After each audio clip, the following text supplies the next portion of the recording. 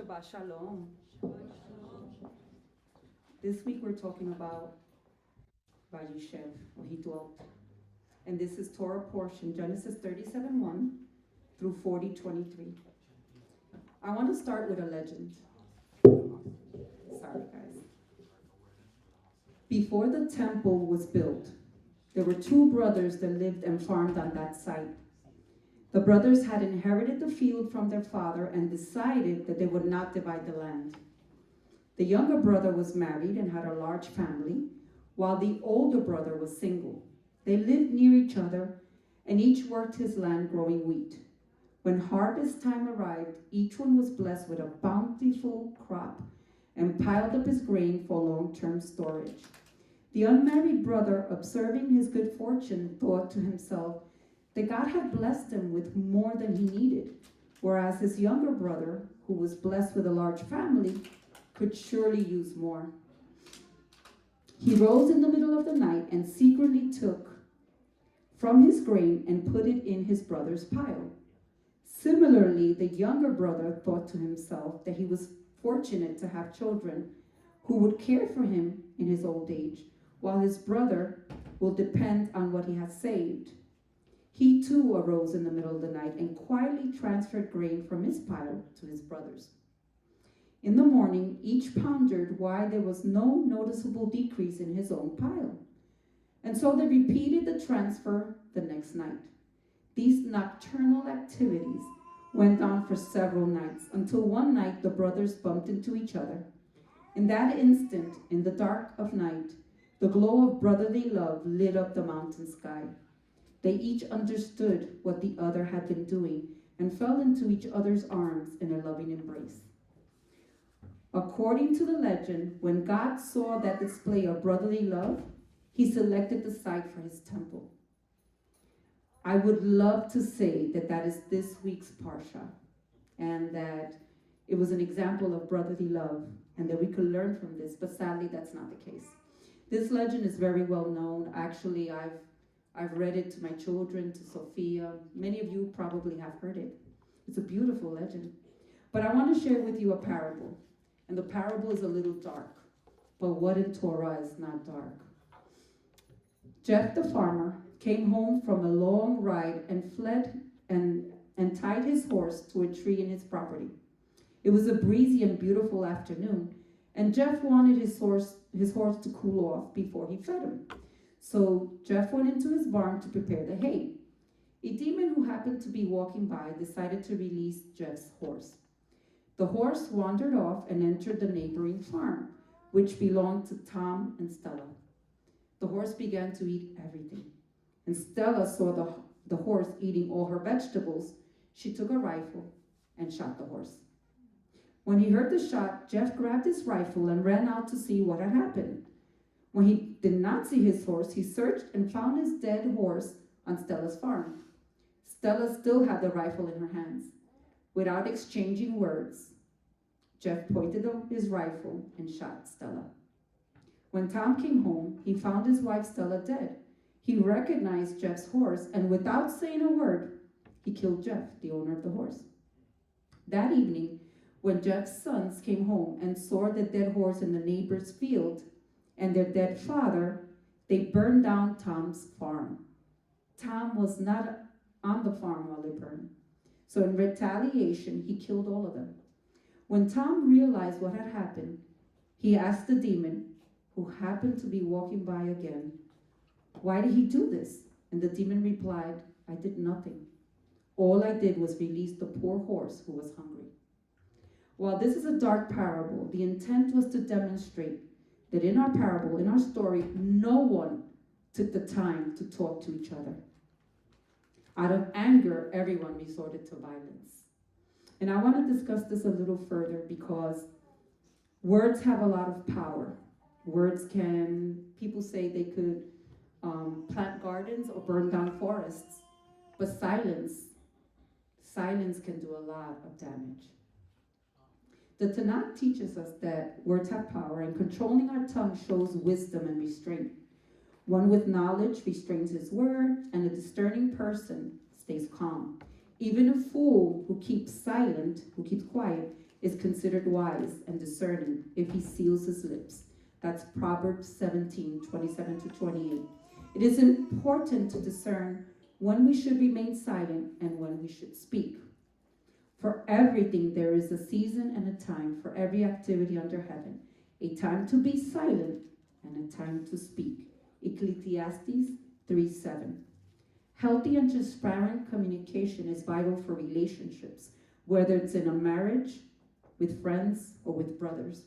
When we are angry or emotional, we need to restrain our tongue, but we cannot allow too much time to pass by. If you remain silent, you remember transgressions that occurred in the year 30 BC, and you're only going to get angrier at each other. If it's necessary to seek counsel, do so. Plans fail when there is no counsel, but with many advisors they succeed. A person has joy in an appropriate answer. How good is a timely word? Proverbs 15:22-23. Let us remember that just like there is evil speech, there's also evil silence. There are some events, modern day events, that I want to discuss. And some of these we have been working towards resolving. For modern day events, such as, for example, the Holocaust, there was an example of evil silence. The Dabru Emet was written by an assembly of Jewish synagogues, of Jewish scholars, who broke silence and expressed that while Nazism was not a Christian phenomenon, without the long history of Christian anti-Judaism and Christian violence against Jews, Nazi ideology could not have taken hold, nor could have been carried out. Too many Christians participated in or were sympathetic to Nazi atrocities against Jews. Other Christians did not protest sufficiently against these atrocities, and some people simply remained silent. That silence was evil. Hashem calls us to open your mouth on behalf of those unable to speak, for the justice of all who are destitute. Open your mouth, judge righteously, plead the cause of the poor and needy. That's Proverbs 31:8-9.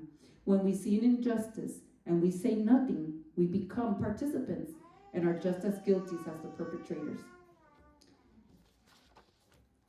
In Psalm 133, we read, "How good and how pleasant it is that brothers will dwell together." Siblings typically share a lifelong bond, but when speech is not wise and timely, and evil silence invades our relationship with our siblings, it can cause jealousy, resentment, estrangement, rivalry, bitterness, and even hate. In Vayeshev, when Cain's offer displeased Hashem, Cain was distressed. And even after Hashem spoke to him, Cain spoke to his brother, but he didn't have the talk for shalom. In the silence, violence was born, and Cain rose up against his brother Abel and killed him. As punishment, Hashem expelled Cain. And Cain said, "My iniquity is too great to bear, since you expelled me today from the face of the ground, and I must be hidden from your presence." Can you imagine never again being able to be in the presence of Hashem, calling out to the sovereign of the universe, and never hearing his voice again? Imagine the deafening silence that would be. I want to give a few other examples, because when we read parashahs like Vayeshev, you don't read it in silo. You want to read a little bit before, you want to kind of connect it, you want to see what Hashem is communicating. And I do want to say, this is what I took from this Parashah. Each of you is exalted to read it, and you will get the message that applies to you. In 2 Samuel 13, we read about Amnon, King David and Ahinoam's son, who fell in love with his half-sister Tamar. Tamar and Absalom were King David's children with Ma'akah, and they were said to have been beautiful. Amnon, one day, arranged to have Tamar enter his house, to care for him, and after ensuring that everyone had left his room, leaving no witnesses, he raped his half-sister Tamar. After the barbaric act, Amnon threw Tamar out of his house, and he hated her much more than he ever loved her. King David was furious, yet the Tanakh did not tell us that he took any action. Perhaps it was because there were no witnesses. When her brother Absalom realized what had happened, he took Tamar into his house, where she remained desolate. Absalom did not say a word to Amnon for 2 years. 2 years. Absalom hated Amnon because he had raped his sister Tamar. These are 2 brothers, Amnon and Absalom. After 2 years of silence, Absalom prepared a feast to which all his brothers were invited. And there he ordered the execution of Amnon, his brother. Unlike Amnon, Absalom made sure that there were many witnesses. Perhaps this would allow him to savor his revenge.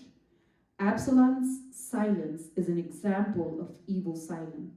King David, Amnon, Absalom, and Tamar didn't have the difficult talk.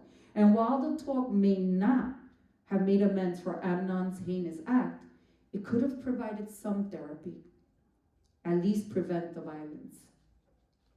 In Parashah Vayeshev, we're told that Israel loved Joseph best of all his sons. He was his child of his old age. That's Genesis 37:3. Jacob likely favored Joseph because he was the first son of Rachel, the wife that Jacob loved. Perhaps he saw a little bit of himself in Joseph. After all, Jacob and his brother did not get along, and there were a lot of dynamics that may have been similar. But we see in this parashah how words that went unsaid led to a fractured, dark, traumatic relationship between Jacob's sons, who at one point were willing to go as far as to kill their younger brother Joseph. There's an intriguing verse in Vayeshev. I'm going to try to read it. It says, Vayiru Echav ki oto Achav Avihem mikol Echav veyashnu oto velo yachlu davru leshalom. This verse is saying, and many people have, and we were discussing the importance of learning Hebrew. This verse is talking about when his brothers saw that their father loved them more than any of them, they hated him. And his brothers could not speak to him for shalom. What this is saying, and this is what God administered to my heart, is the brothers did not set aside that time to have that difficult conversation, to have that shalom, to tell their brother what they needed to say so they could move forward and behave as brothers. They could have had the difficult talk with Joseph. It's possible that pride stopped them from telling their little brother how humiliating it was when he gave their father a bad report about them, and how difficult it was to compete for their father's affection, how they felt to see their father adorn him with a robe as if he were royalty while they felt as peasants, how his bragging, or at least it seemed as bragging, about his dreams and their submission before him made him feel. Using words wisely can allow us to become vulnerable while still being strong. Those we are talking to can see our side of the situation. It brings light to things that may have been understood. Perhaps Joseph would have become more aware of his behavior and maybe even humbled himself. When the brothers disrobed Joseph, they stripped him of his identity, so to speak. Brothers are someone we trust, and they're supposed to protect us, but Joseph's brothers wanted to harm him and decided to betray him, selling him into slavery. The brothers had kept their feelings confined for so long that they became bitter, and their silence led to violence. Now, that's the first portion that stood out to me. We're going to start a second portion. And then at the end, I want to discuss some of the lessons learned. While Joseph was taken down to Egypt, Judah went down from his brothers. Our sages interpret this phrase to have a greater meaning. I believe that Judah did not only physically move to a geographic location that was down from his father's house.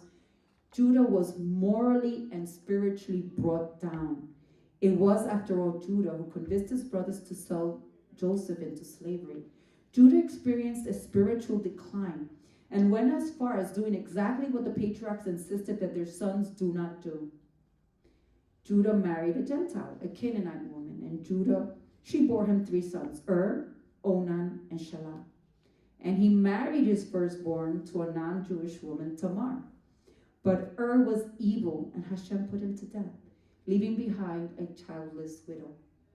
Judah then gave his second son, Onan, to Tamar to perform his levirate duties and raise up a seed for his brother But Onan would spill his seed so that he would not impregnate Tamar, when what he did was evil in Adonai's eyes.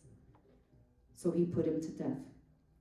Now Tamar was to live as a widow in her father's house, with the understanding that Judah would give her his 3rd son when he was old enough to marry. As time passed, Tamar saw that Shelah had grown up and realized that Judah had no intention of keeping his word. She made a daring decision.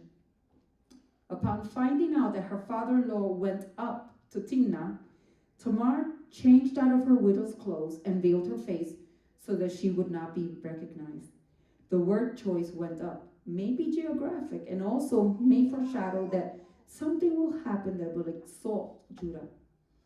She sat by the side of the road, and when Judah saw her, he mistook her for a prostitute. When he offered a young goat as payment for sleeping with her, she asked him for his seal, cord, and staff as a pledge. Judah slept with Tamar, and she conceived. The next day, when Judah sent his friend with his payment, they could not find the woman, and to avoid humiliation, he let things alone.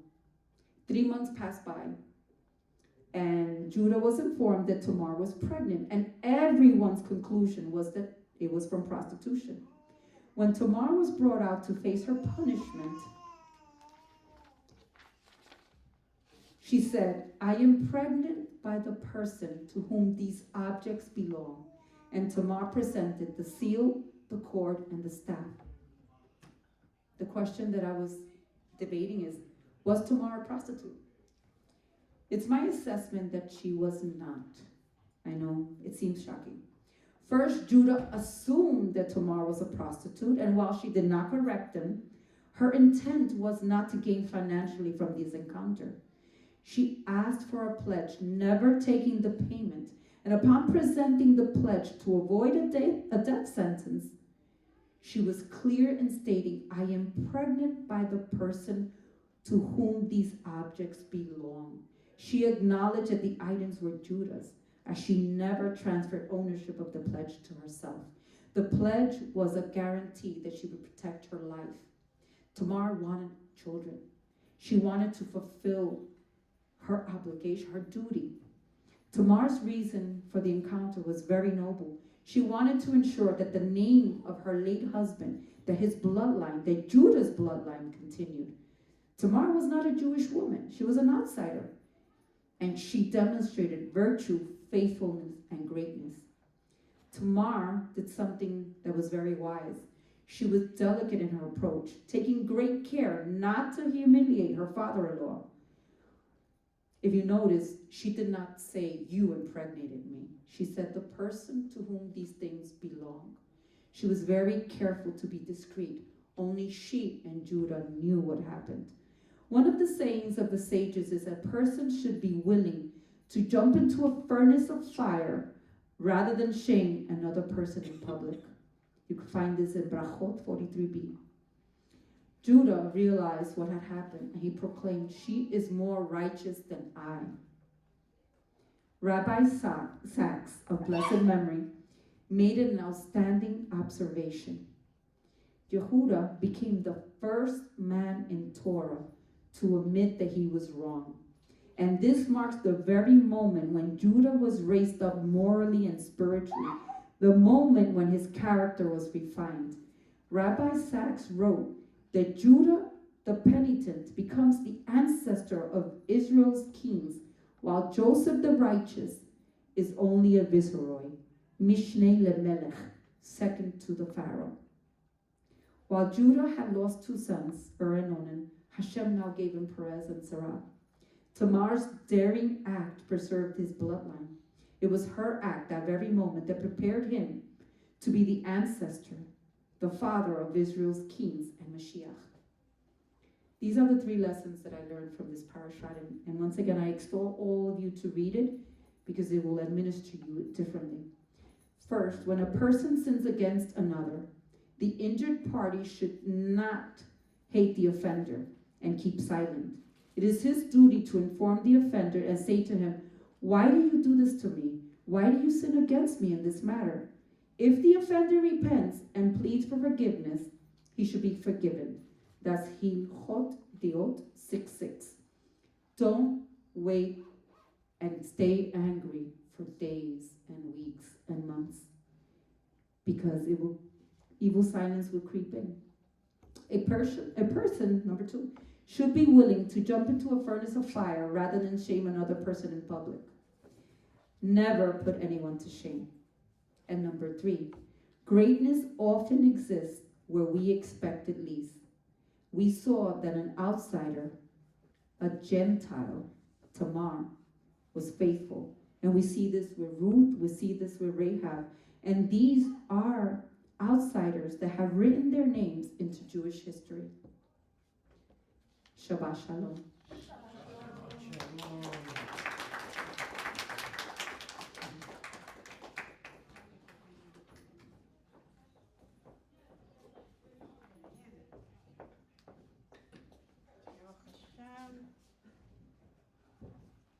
Thank you, Shamasheet, Malka. Wonderful.